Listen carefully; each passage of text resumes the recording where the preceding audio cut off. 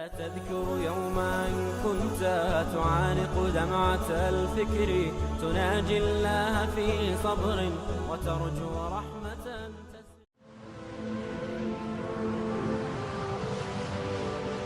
حضرت عمر رضی اللہ تعالیٰ عنہ جب ایمان لائے تو آپ نے ایک ایک کافر کے گھر کے دروازے پہ کھڑے ہو کے کہا کہ تم کمزوروں کو مارتے تھے، میں تمہیں بتانے آیا ہوں میں محمد عربی کا نوکر بن گیا. بلکہ آپ نے اعلان کیا جس نے اپنی بیوی کو بیوہ اور بچوں کو یتیم کروانا ہو اور اپنے ماں باپ کی کمر کو جھکانا ہو وہ عمر کے مقابلے میں آئے. اللہ اکبر. زنیرہ نامی ایک خاتون تھی، بہت کمزور. راوی کہتا ہے کہ اس کی ہڈیوں میں گودا نہیں تھا، عشق رسول تھا، اور اس کا ظالم آقا اس کو مارتا ہے، اور جب مار مار کے تھک جاتا ہے ادھر سے عمر آ رہے ہیں. یہ اسلام لانے کے پہلے کی کہانی ہے. ادھر سے عمر آ رہے ہیں تو اس نے کہا عمر تم جوان آدمی ہو تو یہ چھوڑتی نہیں ہے اپنے نبی کا نام، ذرا تم آؤ. عمر کوڑا پکڑ لیتے اسے مارتے مارتے تھک جاتے ہیں تو پانی پینے لگتے ہیں. تو کہتے ہیں مجھے تیرے پہ ترس نہیں آیا لیکن میں ذرا پانی پینے لگا ہوں، اور پھر گلے کے اندر ڈال کر کے کوڑا اور اس کی رسی کو بل دیتے ہیں اور اس کی آنکھیں باہر نکل آتی ہیں اور کہتے ہیں بلا اپنے نبی کو جو تیری آنکھوں کی بینائی واپس کرے. اللہ اکبر. تو اس نے آسمان کی طرف منہ کر کے کہا مالک میں کبھی بھی آنکھوں کی بینائی نہ مانگتی لیکن اب تیرے نبی کی عزت کا سوال ہے. آنکھوں کی بینائی واپس ہو جاتی ہے. زنیرہ کو بڑا مارا. آج عمر گلیوں میں آنکھوں میں آنسو ہیں اور عجیب دل بے تاب ہے اور کہتے ہیں آؤ بھئی میں حضور کا غلام بن گیا ہوں، تمہیں بتانے آیا ہوں. زنیرہ نے موڑ کاٹا تو آگے عمر یہ آواز دے رہے تھے. زنیرہ ایک کونے پہ کھڑے ہو کے رو کے کہتی ہے عمر تم تو بڑے اس دن جوش و غضب میں تھے اور تم مارتے ہوئے تھکتے نہیں تھے. تو عمر نے کہا زنیرہ اس دن میں نے دیکھا نہیں تھا، اب میں محمد عربی کو دیکھ آیا ہوں. جنہ ویکھیا نہیں ہو کرن گلاں، جنہ ویکھیا نہیں ہو کرن گلاں، جنہ ویکھیا ہو تے بول دے نہیں، جڑے محرم راز حقیقت دے اور راز حقیقت کھول دے. تو حضرت عمر رضی اللہ تعالیٰ عنہ ایمان لائے. حضرت عبداللہ ابن مسعود رضی اللہ تعالیٰ عنہ فرماتے ہیں کہ حضرت عمر کا ایمان لانا مسلمانوں کے لیے عزت کا سبب تھا. ان کا ہجرت کرنا مسلمانوں کی نصرت تھی اور ان کی خلافت مسلمانوں کے لیے رحمت. حضرت عمر رضی اللہ تعالی عنہ وہ ہیں کہ میرے حضور نے فرمایا لوگوں جب نیک لوگوں کا ذکر کرو تو میرے عمر کا تذکرہ ضرور کیا کرو. میرا عمر وہ ہے کہ جب وہ ایک سمت سے آ رہا ہو، ایک گلی اور بازار سے آ رہا ہو تو شیطان بھی آ رہا ہو عمر کو دیکھ کے راستہ تبدیل کر لیتا ہے. حضرت عمر رضی اللہ تعالی عنہ کی طبیعت کے اندر جو جاہ و جلال تھا، طبیعت کے اندر جو سختی تھی وہ اسلام کے اندر آ کر بھی قائم رہی. اور آپ نے وہی سختی وہی جاہ و جلال جو پہلے مسلمانوں کے خلاف تھا اب کفار کے خلاف منافقین کے خلاف حضرت عمر کی طبیعت کے اندر وہ جوش و خروش بدستور موجود ہے. لیکن جس دن آپ خلیفہ بنے تو اس دن آپ نے ممبر پہ چڑھ کے جو خطبہ دیا اس میں کہا لوگوں میں سخت اس لیے تھا کہ رسول اللہ نرم تھے، پھر میں سخت اس لیے تھا کہ حضرت ابوبکر صدیق نرم تھے، اب میں تخت خلافت پہ بیٹھا ہوں، اب میری سختی جو ہے وہ نرمی میں تبدیل ہو گئی. صرف فاسقوں فاجروں اور باغیوں کے لیے میں سخت ہوں، باقی تمہارے لیے نرم. سب سے کم جو تنخواہ بیت المال سے اگر کسی وجود نے لی ہے تو وہ حضرت عمر رضی اللہ تعالیٰ عنہ نے صرف 2 جوڑے لیتے تھے سال میں. اور راوی کہتا ہے کہ میں نے دیکھا ہے کہ اس میں بھی 17 پیوند لگے ہوتے تھے. حضرت عمر رضی اللہ تعالیٰ عنہ کا طرز زندگی، آپ کا انداز معاشرت اور آپ کا انداز خلافت، ہر لمحہ آپ کی زندگی کا اٹھا کے دیکھیے کتنی مرتبہ قرآن حضرت عمر کی رائے کے مطابق نازل. اللہ تعالیٰ جل شانہ نے ان کو صاحب الہام بنایا تھا.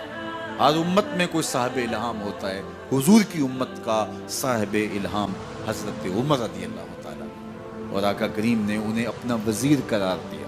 فرمایا میرے 2 وزیر آسمانوں میں ہیں، 2 وزیر زمینوں میں ہیں.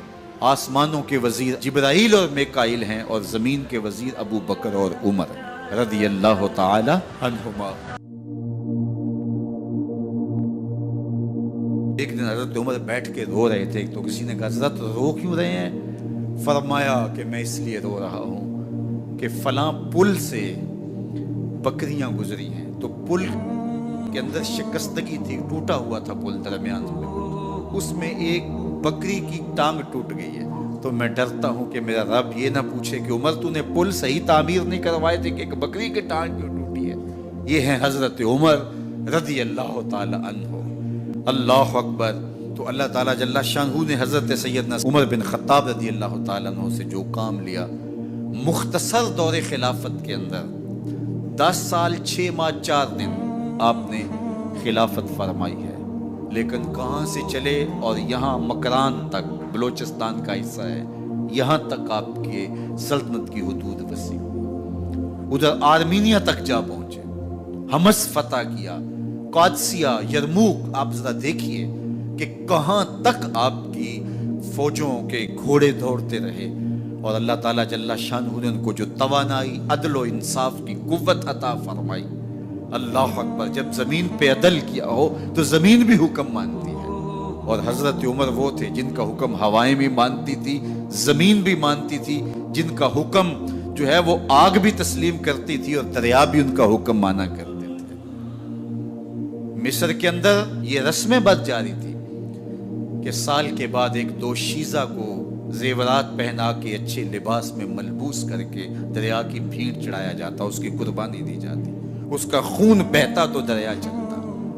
جب مسلمانوں نے مصر فتح کیا تو گورنر نے لکھا کہ اسلام تو اس طرح کی رسوم کی اجازت نہیں دیتا، لیکن خشک سالی ہے، لوگوں کی فصلیں ویران پڑی ہے، تو حضرت کیا کیا جائے؟ تو حضرت عمر رضی اللہ تعالیٰ عنہ کاغذ کے ٹکڑے پہ لکھتے ہیں بسم اللہ الرحمن الرحیم، مصر کے نیل کی جانب عمر کا خط لکھتے ہیں، اے نیل اگر تو اللہ کے حکم سے چلا کرتا ہے تو چل، ورنہ ہمیں تیرے چلنے کی کوئی حاجت نہیں ہے۔ اور قاصد کو کہا یہ خط لے جاؤ اور جا کے دریائے نیل میں پھینک دو۔ قاصد جا کے خط دریائے نیل میں پھینک دیتا ہے، پانی آتا ہے، ایسا دریائے نیل چلا 14 صدیاں ہوئی ہیں آج تک کبھی بند ہی نہیں ہوا۔ دریا حکم مانتے، آگ نکلتی ہے، لوگ حضرت عمر رضی اللہ تعالی عنہ کے پاس آئے، حضرت لاوا پھوٹا ہے، آگ نکل رہی ہے اور مدینے کی طرف بڑھ رہی ہے، اب کیا کیا جائے؟ فائر بریگیڈ تو زمانے میں تھی نہیں۔ عمر نے اپنی قمیض اتاری، جس قمیض پہ 17 پیوند لگے ہوئے تھے چمڑے کے، کہا یہ قمیض لے جاؤ، جدھر آگ بڑھ رہی ہے آگے ڈھالنا، آگ پیچھے بھاگ جائے گی۔ زلزلہ آتا ہے تو زمین پہ درہ مارتے ہیں، زمین رک جا، کیا عمر نے تیری چھاتی پہ عدل نہیں کیا ہے؟ تو یہ عمر ہیں رضی اللہ تعالی عنہ کہ جن کے انصاف کی وجہ سے، جن کے عدل کی وجہ سے اللہ تعالیٰ کی رحمات، اس کی برکات کا نزول ہوتا تھا، اور اللہ تعالیٰ نے مسلمانوں کو وہ آبرو مند حکومت دی۔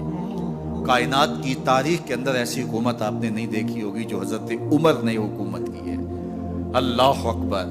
فرمایا فرات کے کنارے پہ ایک کتا بھی پیاسا مر گیا تو اس کا حساب بھی عمر سے ہوگا۔ باہر سے سفیر آتا ہے اور آ کے پوچھتا ہے کہ میں امیر المومنین کے، مسلمانوں کے حکمران کے محل میں جانا ہے، تو مسکرا کے کہتے ہیں ہمارے امیر کا تو کوئی محل نہیں ہے۔ کہا کہاں ہے تمہارا امیر؟